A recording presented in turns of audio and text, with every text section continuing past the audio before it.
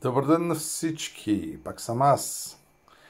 Пак ремонти на усилватели разни. Този път е Sony A1630. Донесаха ми го неработещ. Никой вкъщи нямаше. И ето ги виновниците. Сега, по принцип този усилвател е с BD 203 и 204. Вижте какви бяха сложили. Значи едното е корпус TO 220, другото е това е TO 247.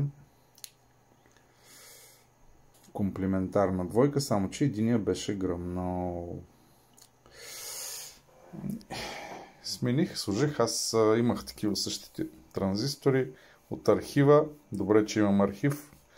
Да не се наложи, то няма и откъде да се вземат общо взето, а да ги фърля тия.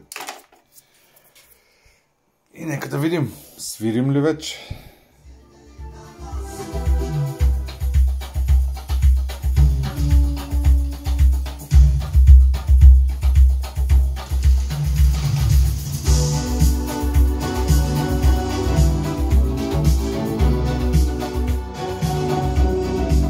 Двата канала работят.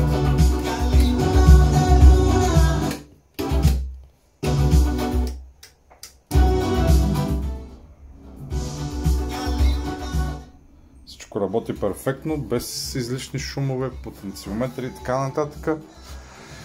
И машинката е готова да се върне при собственика. Щастлив ще бъде. Айде лекичка!